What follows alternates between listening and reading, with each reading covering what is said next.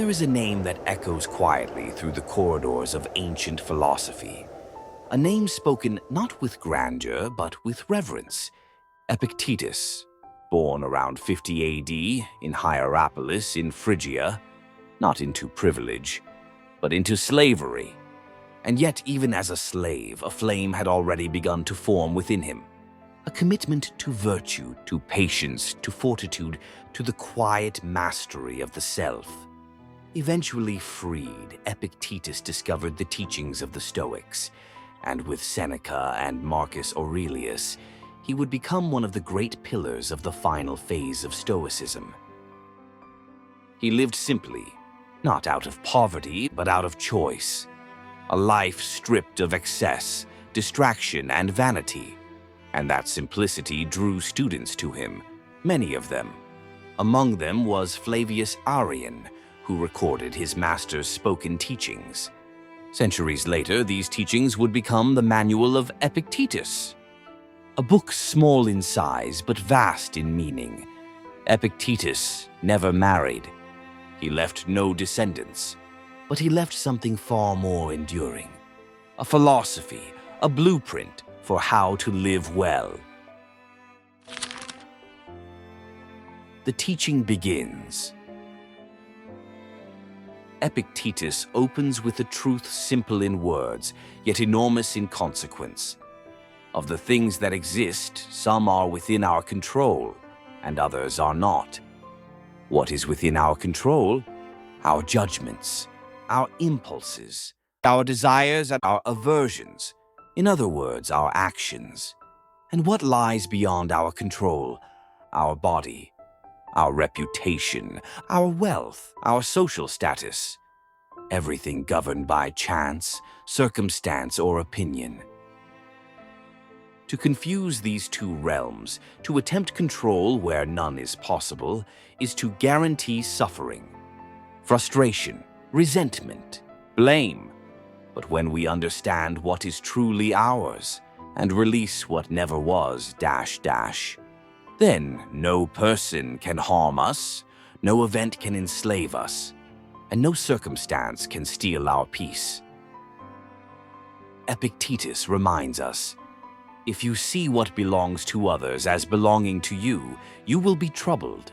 But if you recognize your domain and theirs, no one will hinder you. You will blame no one. You will live free. A path of discipline. But Epictetus is honest. This is not a casual pursuit. This path demands discipline. It demands sacrifice. You cannot chase both virtue and social approval. You cannot seek inner freedom while clinging to wealth, status, or applause. There is a choice, and it must be made deliberately. Mastering the mind. Epictetus leaves us with a practice, one that remains startlingly relevant. When a thought, an emotion, or an impression arrives, pause. Do not accept it blindly. Do not surrender to it. Say to it, you are just an impression, not reality. Then examine it, test it. Ask, does this concern what is in my control or not? If it belongs to the external world, remember, this is nothing to me. And if it belongs to your character, your will, your choices, then attend to it, shape it, own it. For this, Epictetus teaches, is where both freedom and happiness are found. The Manual of Epictetus, O Enchiridion. Why, of the things that exist, some are our burdens, others are not. Judgment, impulse, desire, repulsion, in short, everything that is our action are our burdens. The body, possessions, reputation, public office, in short, everything that is not our action are not our burdens. By nature, the things that are our burdens are free, unobstructed, unhindered. Those that are not our responsibility are weak, enslaved, obstructed, belonging to others. Remember then that if you think things that are enslaved by nature are free, and things that belong to others are yours, you will create obstacles for yourself, you will afflict yourself, you will worry, you will censure both gods and men. But if you think only what is yours, and what belongs to others belongs to them, no one will ever constrain you, no one will hinder you. You will not censure anyone, nor accuse anyone. You will not act constrained in any way. No one will cause you harm. You will have no enemies, for you will not be persuaded to do anything harmful. So, in striving for things of such importance, remember that you must not strive in a measured way, but that you must completely abandon some things and, for now, leave others for later.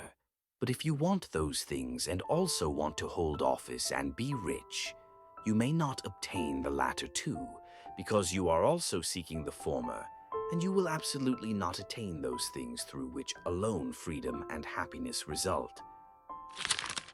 Let's delve deeper into the meaning. Of the things that exist, some are our burdens. In Greek, ephemin. In this case, epi expresses a relationship of dependence, referring to things that have us as their sole cause and over which we have absolute control. They are, therefore, things that depend on us.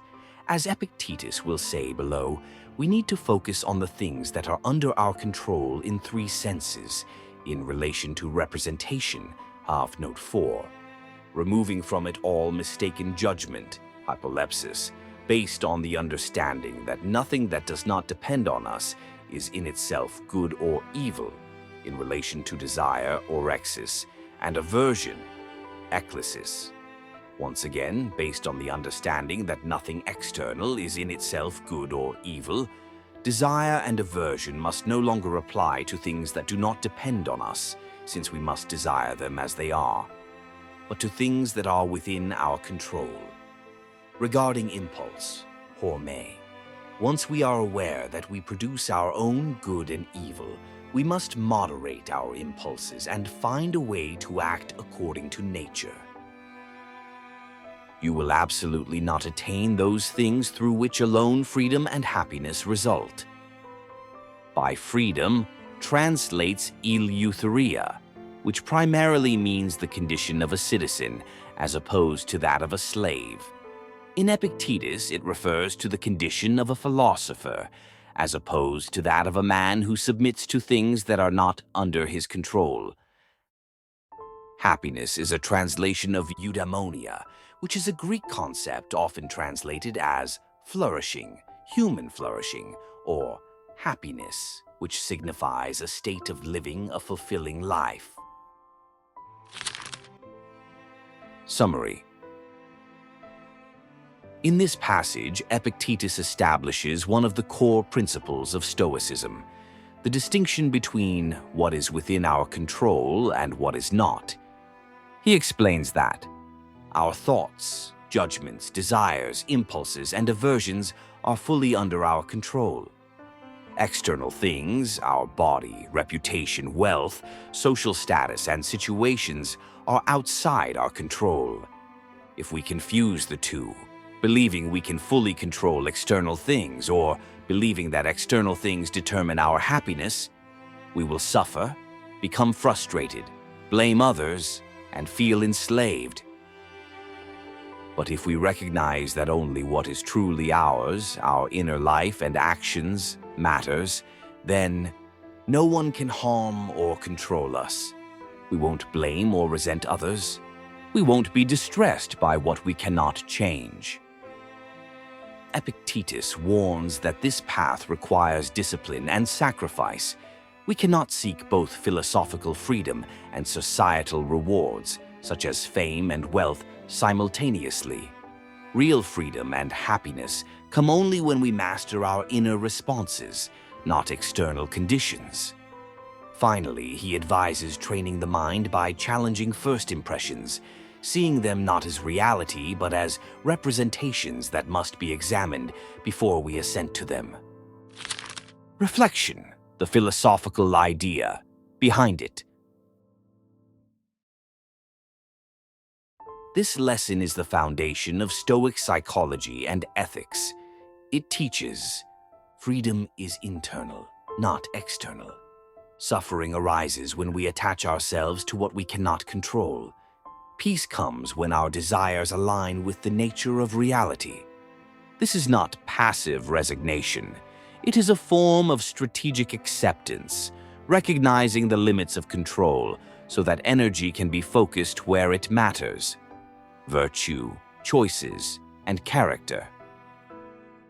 Epictetus connects this with the Stoic practice of examining impressions, fantasia, before reacting. This echoes modern cognitive behavioral therapy, which was partially inspired by Stoic thought. It's not events themselves that disturb us, but our judgments about them. Through careful examination of impressions, we avoid acting on impulse or emotion and instead respond rationally. Conclusion. This passage teaches that the path to tranquility and true freedom begins with a clear division. What belongs to us, our choices, judgments, and moral character? What does not belong to us? Everything external, even things we deeply care about. By placing our desire and aversion only toward what we can control, we detach from the emotional slavery of external circumstances. The Stoic promise is profound. If we master only what is ours, nothing external can disturb us, and happiness becomes independent of fortune. If something inside you seeks to grow with greater clarity, focus, and purpose, then this channel is for you. Here, each video is an invitation for you to evolve as a professional and as a human being, with the timeless wisdom of Stoicism. Click the like button, share with those who need balance in their lives. Subscribe to the channel and activate the bell to follow this journey of self-control, discipline, and inner freedom.